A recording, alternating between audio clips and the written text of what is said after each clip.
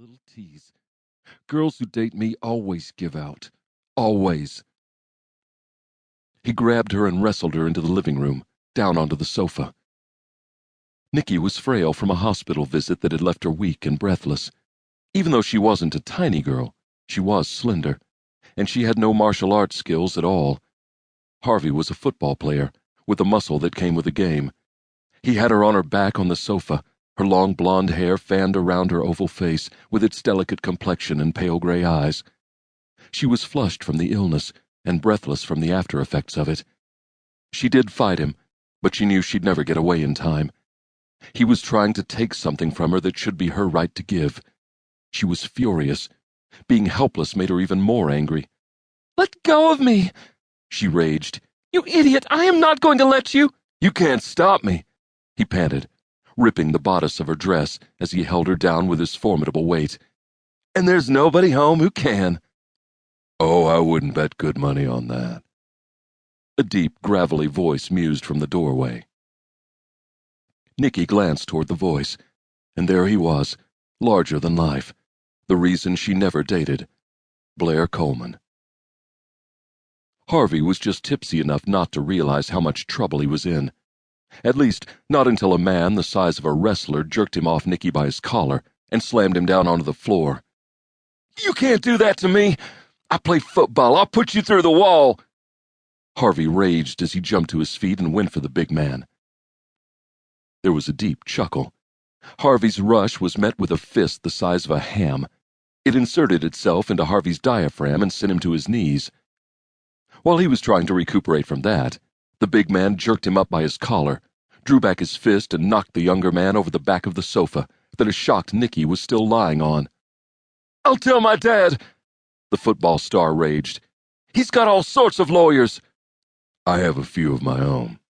Get your butt back here and apologize to this girl for what you tried to do," he added in a voice like a grater.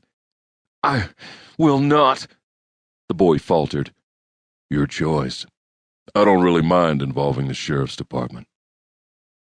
He was pulling out his cell phone as he spoke. "Nicolette, I'm very sorry," the boy said at once, his face red as he stared at Niki. She was on her feet by now, clutching her torn bodice together.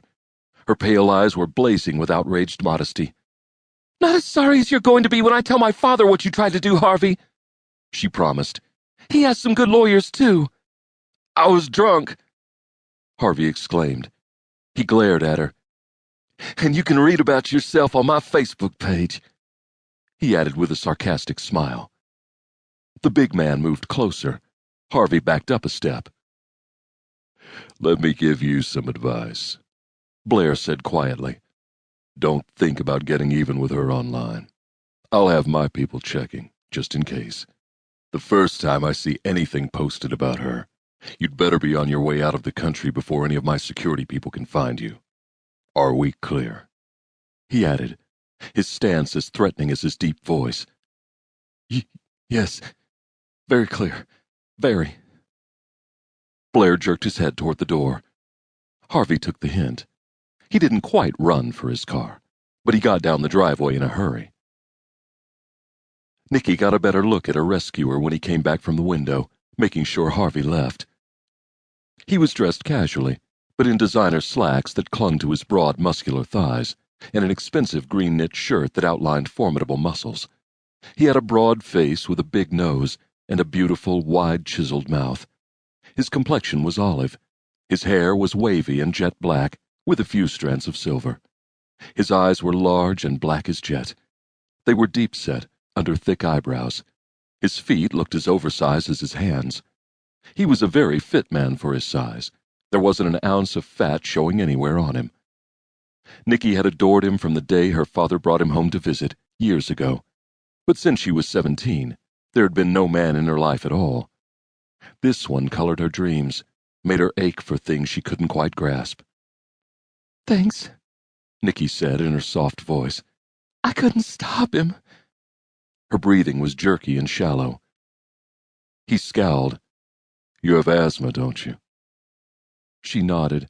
"And I'm just getting over pneumonia." She smiled at him. "Thanks, Mr. Coleman."